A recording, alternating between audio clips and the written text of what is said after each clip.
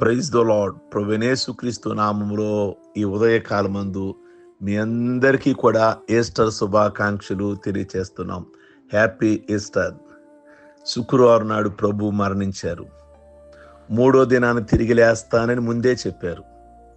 శిష్యులకు చెప్పారు, యెరూషలేం వెళుతున్నాను, నన్ను అధికారులు, నాయకులు మరి మరణానికి అప్పగిస్తారు, ఆయన 3వ దినాన్ని తిరిగి లేస్తాను అని ముందు నుంచే చెప్పాడు. ఆయన ఇది చెప్పని విషయమేమి కాదు, ఆయనకు తెలుసు.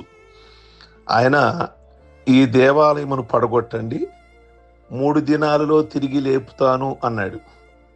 వీళ్ళేమనుకున్నారంటే ఆనాటి యూదులు, మత పెద్దలకు కూడా అర్థం కాలేదు ఆయన మాట్లాడింది. వాళ్ళేమనుకున్నారంటే 46 సంవత్సరాల దాకా అయింది కదా యెరూషలేం మందిరం కట్టడానికి అన్ని సంవత్సరాలు అయితే పడగొట్టడానికి ఎన్ని దినాలు పట్టుద్ది, మళ్ళా ఎన్ని దినాలలో కట్టగలిగినా? సింపుల్గా అంటున్నాడు, 3 దినాలలో పడగొట్టి 3 దినాల్లో కట్టేస్తానని. ఆయన అన్నది ఆ దేవాలయం గురించి కాదు, ఆయన అన్నది ఆయన దేహం గురించి. ఇలాగున ఎన్నో సందర్భాలలో ఆయన ముందుగానే తెలియజేశాడు. పేతురు కూడా చెప్పాడు, నేను చనిపోతాను, తిరిగి లేస్తానని. అప్పుడు పేతురు ఏమన్నాడు? ప్రభువా, నీకది దూరమవును గాక అన్నాడు. అప్పుడు ప్రభు పేతుని గద్దించాడు, సాతానా వెనక పొమ్ము అని. ఎప్పుడో కీర్తనాకారుడు దాదాపు 1000 సంవత్సరాల ముందే చెప్పాడు, నీ పరిశుద్ధిని కుళ్ళు పట్టనీవు అని చెప్పాడు. కనుక మరి ఈ రోజున ఆయన కుళ్ళు పట్టలేదుగా, 3వ దినానే ఆయన తిరిగి లేచాడుగా. ఆయన శరీరం కానీ, ప్రాణం కానీ, ఆత్మ కానీ, మనసు కానీ టోటల్గా ఆ సమాధులు ఏమీ లేవుగా. యోబు ఎప్పుడో చెప్పాడు, కొన్ని 100 సంవత్సరాల ముందు, నా విమోచకుడు సజీవుడు, ఆయన తిరిగి లేస్తాడు, నేను మరలా చూస్తాను అని మాట్లాడాడుగా.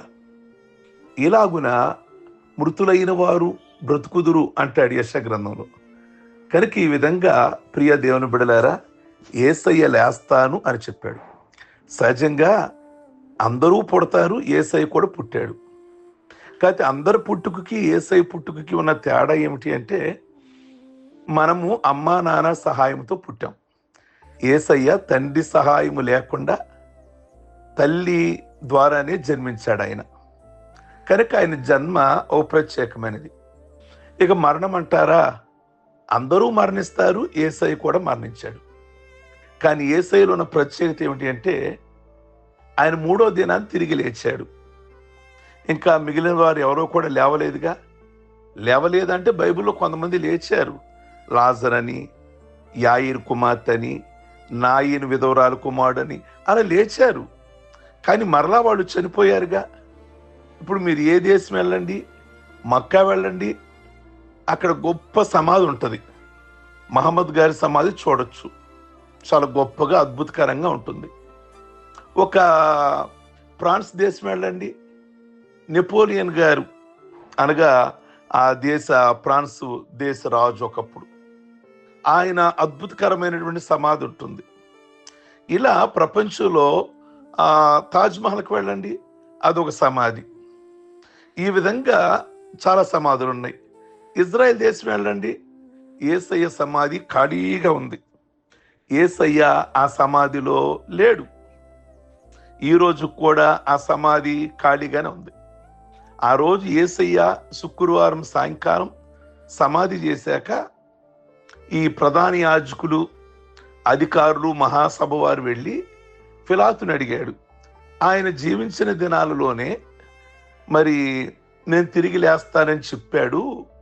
కనుక వాళ్ళ శిష్యులు ఆయన బాడీని ఎత్తుకెళ్ళిపోయి ఎక్కడో పెట్టి తిరిగి లేచాడు అని అంటారేమో.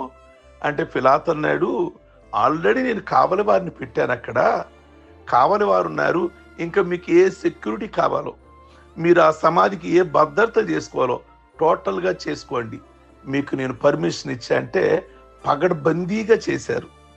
ఒక చీమ కూడా దూరకుండా, ఒక మనిషి కూడా లోపలికి వెళ్లకుండా ఆ తోటలోకి అంత పగడ్బందీ చేశారు. మరి కావలి వారు ఆపగలిగారా యేసయ్య పునరుద్ధానాన్ని? లేక బండేమైనా ఆపగలిగిందా యేసయ్య పునరుద్ధానాన్ని? పిలాతు ఏమైనా ఆపగలిగాడా? అధికారులు ఏమైనా ఆపగలిగారా? ముఖ్యంగా వీళ్ళందరికీ నాయకుడు సాతానుడు, వాడేమైనా ఆపగలిగాడా? లేదు. యేసయ్యని మరణము బంధించి ఉండుట అసాధ్యము. మరణము బంధించలేకపోయింది. మరణానికే ఆయన మరణపు ముళ్ళు విరిచేశాడు ఆయన. ప్రియ దేవుని బిడ్డలారా, అప్పటి నుంచి యేసయ్య లేచిన తగ్గించి ఇక మరణము అంటే ఎవరికి భయం లేకుండా అయింది. యేసయ్య వెళ్ళొచ్చాడుగా లోపలికి, గాఢాంధకారంలోకి వెళ్ళొచ్చాడుగా, అందుకే భయం లేకుండా అయింది. కనుక ఈరోజు ఈస్టర్ ప్రభు లేచిన దినం కనుక ఈ పునరుద్ధానం, యేసయ్య పునరుద్ధానం మనమందరము కూడా ప్రతి ఆదివారం అదే జ్ఞాపకం చేసుకునేది. ప్రతి ఆదివారం మనం మందిరానికి వస్తున్నాం కదా అంటే ప్రతి వారము మనకి ఈస్టరే, ప్రతి వారం మనకు పునరుద్ధానమే. ఈ పునరుద్ధానపు ఆరాధనలో బలం ఉంది అంటాడు అపోస్తలుడైన పౌలు ఫిలిప్పీ పత్రికలో. కనుక మీరందరూ కూడా ఈ పునరుద్ధానంలో, ఈ ఈస్టర్లో ప్రతి ఆదివారము కూడా ఆరాధనకు వచ్చుడు ద్వారా ఎన్నో విధములైన దీవెనలు, తెలియని దీవెనలు, తెలియని ఆశీర్వాదాలు, తెలియని స్వస్థతలు పునరుద్ధానపు ఆరాధనలో ఉంటాయి. అందరూ కూడా పాల్గొనండి. ప్రభు మీకు శుభాన్ని కలగజేయుగాక. మరొక్కసారి మీ అందరికీ కూడా, మీకు మీ కుటుంబస్తులకి అందరికీ హ్యాపీ ఈస్టర్ మా జీసస్ గ్రేస్ టెంపుల్ తరపున. సర్వశక్తి కలిగిన తండ్రి, మీ ఘనమైన నామమును బట్టి మీకు స్తోత్రం. ఈ ఉదయకాలమందు చాలా ఆహ్లాదకరమైన వాతావరణం. మీరు ఈరోజు సమాధి బంధించలేకపోయింది, సాతానుడు బంధించలేకపోయాడు. మీరు మరణం ముళ్ళును విరిచి బయటకు వచ్చారు. మృత్యుంజయుడు నాయన, అందును బట్టి మీకు వేలాది వందనాలు. చాలా మంది మేము సమాధి నుండి బయటకు వస్తామన్నారు, కానీ రాకుండానే అయిపోయారు. మీరు వస్తాను అని చెప్పారు, అలాగే వచ్చారు. ఈరోజు క్రైస్తులకు ఒక నిరీక్షణ కలగజేశారు. అందును బట్టి మీకు వేలాది వందనాలు, స్తోత్రాలు. మీ జన్మ చాలా ప్రత్యేకమైనది, మీ మరణము చాలా గొప్పది నాయన. అలాగే మీ పునరుద్ధానం, మీరు సమాధి నుండి బయటకు వచ్చిన విధానం ప్రభు అయ్యా ఎవ్వరూ ఈ లోకంలో చేయలేదు. అట్టి దేవుడివి, మీకు వేలాది వందనాలు, స్తోత్రాలు. మహాదేవుడు నాయన, అతీత శక్తి కలిగినటువంటి దేవుడివి, సర్వాంతరవ్యామి, సర్వశక్తి కలిగిన దేవుడివి. మీకే వందనాలు, స్తోత్రాలు. మీరు మాకు దేవుడుగా ఉన్నందుకు మేము నిజంగా ఎంత ధన్యులమో, అందును బట్టి మీకు స్తోత్రాలు. ఈరోజు ప్రపంచం యావత్తు కూడా ప్రతి దేవాలయములో, ప్రతి మందిరములో ప్రభు చక్కటి ఆరాధన జరుగుతుండగా అయ్యా వస్తున్నటువంటి మీ ప్రజల కొరకు, అలాగే సంఘములో ఉన్న కాపరుల కొరకు ప్రార్థిస్తున్నాం. అద్భుతకరమైన ఆరాధన జరిగి మీకు మహిమ కలిగే విధంగా ప్రజలకు దీవెనకరంగా ఈరోజు జరిగించి వారి వారి కుటుంబాలు దీవించబడులాగున కృపను దయచేయండి. అలాగే మీరు ఈ లోకంలో లేచుడు ద్వారా శుభాన్నిచ్చారు, ధైర్యాన్ని ఇచ్చారు. ఆ ధైర్యము ప్రతి ఒక్క కుటుంబంలో కూడా, ఆ శుభవచనం ప్రతి కుటుంబంలో కూడా మీరు ఈ ఉదయకాలమందు కనబరచండి. మీకు స్తోత్రాలు చెల్లిస్తున్నాం. పెళ్లి రోజులు, పుట్టినరోజులు, రక్షణ పొందిన రోజులు చేసుకుంటున్న బిడ్డలందరినీ దీవించి ఆశీర్వదించి ఈ దినదీవులతో అందరినీ కూడా జ్ఞాపకం చేసుకోమని, ఈ ప్రార్థనలు ఏకీభించిన వారిని ఆశీర్వదించమని, ఇప్పుడు ఇతరులకు వారు షేర్ చేస్తుండగా వారు కూడా విని దీవించబడ్డానికి కృపనిమ్మని యేసయ్య నామములో అడుగుచున్నాం తండ్రి. ఆమేన్. మీకు సమాధానం కలుగునుగాక. God bless you.